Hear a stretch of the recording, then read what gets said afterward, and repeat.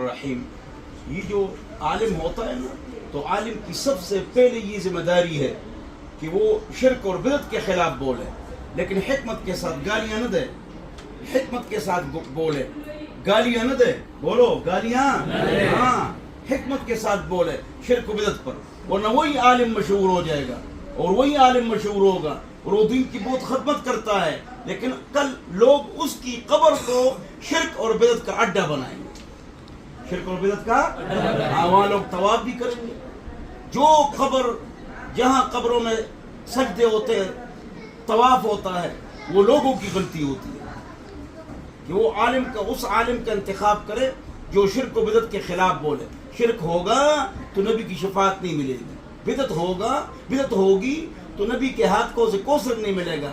اس سے بدعت مکفرہ مراد ہے، بدعت مفسقہ مراد نہیں ہے. ایسا آدمی سخت گناہگار ہے جو سنتوں کے بعد اجتماعی دعا کرے اور پابندی سے سمجھے اور اس کو سنت سمجھے، لیکن وہ کوثر کا مستحق نہ ہوگا تو ایسا نہیں ہے. اس سے بدعت مکفرہ والا مراد ہے. یہ نوٹ کرو، ہم بہت سختی کرتے ہیں. بدعت مکفرہ والے کون ہیں؟ قرآن میں تحریف کے قائل، حدیث کے منکر، ختم نبوت کی غلط تشریح کرنے والے، ملحد، زندیق اور ضروریات دین کے منکر. قرآن و حدیث میں وہ چیزیں جس کو عوام و خواص بلکہ ریڑھی والے بھی جانتے ہیں، نماز کیا ہے، روزہ کیا ہے، حج کیا ہے، وہ آپ کو بتا دیں گے. اس کی غلط تشریح کرنے والا جو ضروریات دین میں سے ہو اس کو زندیق کہتے ہیں، ملحد بھی کہتے ہیں. زندقہ اور الحاد کس کو کہتے ہیں؟ وہ چیز جو ضروریات دین میں سے ہو اور وہ آدمی اور وہ لوگ اس کی ایسی تشریح کرے کہ نئی تشریح ہو، جیسے ختم نبوت. حدیث کی واضح تشریح سب کو معلوم ہے، حضور کے بعد کسی نبی نے نہیں آنا ہے، سب کو معلوم ہے. کہتے ہیں یہ ذلی نبی ہے، بروزی نبی ہے، یہ حضور کا سایہ ہے اور دوبارہ حضور کا ظہور ہوا ہے. دیکھو کیسی خباثت کر لی. ہاں، یا نماز کیا ہے، سب جانتے ہیں نماز کیا ہے. ذکری فرقے نے کیا کہا؟ ذکری فرقے نے اللہ اللہ اللہ اللہ کرو بس نماز ہو گئی. بھائی کہاں لکھا ہے؟ قرآن میں لکھا ہے وَأَقِمِ الصَّلَاةَ لِذِكْرِي. نماز قائم کرو میرے ذکر کے لیے، میری یاد کے لیے. جب ذکر ہو گیا تو نماز کی ضرورت نہیں ہے. ذکری کہتے ہیں بلوچستان والے. تو کون سے بدعت مراد ہے؟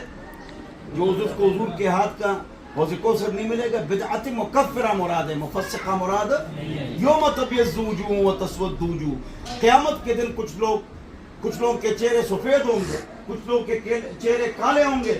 جن لوگوں کے چہرے سفید ہوں گے ہم اہل سنت والجماعہ، وہ اہل سنت والجماعہ.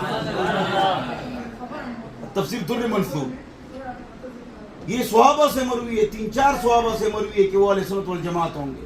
بہت سارے فرقے ہوں گے، سارے جہنم میں جائیں گے.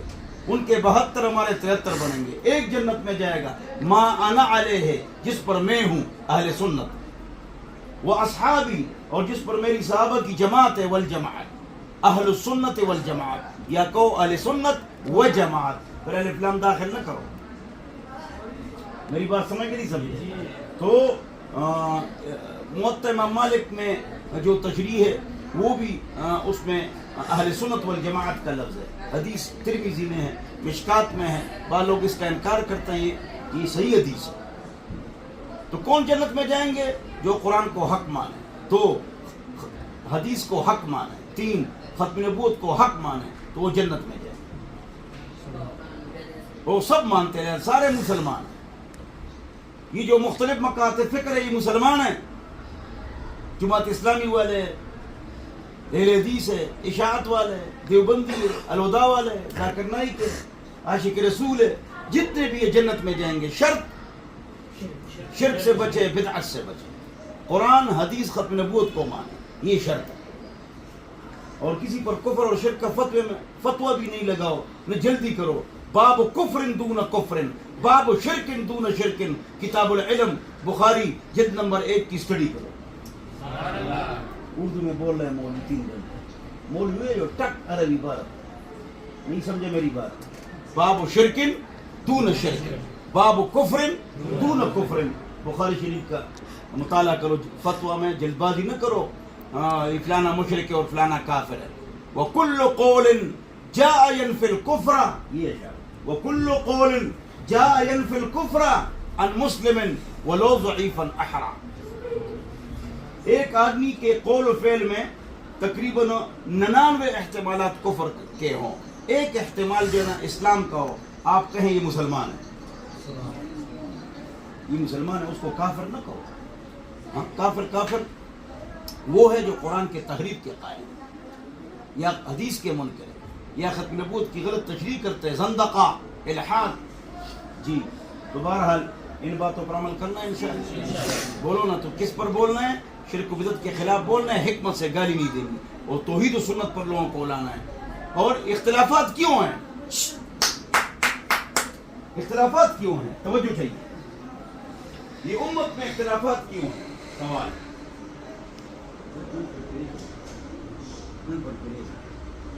امت میں اختلافات اس لیے ہیں، امت کی اختلافات کی وجہ یہ ہے، میں آپ کو فلانی مسجد والے ہیں، ایک مسجد والے ہیں، انہوں نے نماز کے لیے عید کی نماز کے لیے اذان اور اقامت شروع کر دی. سب بولو عید کے لیے اذان اور اقامت ہے یا نہیں ہے؟ بولو نا. عید کے لیے اذان اور اقامت ہے یا نہیں؟ بولو ہے یا نہیں ہے؟ نہیں ہے. فلانی مسجد والوں نے اذان اور اقامت شروع کر دی، فرقہ بن گئی، جماعت بن گئی. اس کو جماعت کہتے ہیں، فرقہ نہیں کہتے. فرقہ عقائد اور اصول میں اختلاف سے بنتا ہے. تو یہ اختلافات کیوں ہوتے ہیں؟ ہم شرک کرتے جاؤ، نیا نیا فرقہ بناتے جاؤ، بدعت کرتے جاؤ، نئی نئی جماعت بناتے جاؤ. اللہ ہم سب کو سمجھ عطا فرمائے، اللہ ہم سب کو عقل عطا فرمائے. فرقہ کس طرح بنتا ہے میں نے بتایا، اختر لبانگو ہے بس میں فرقہ جوڑا. اللہ ہم سب کو سمجھ عطا فرمائے. والسلام.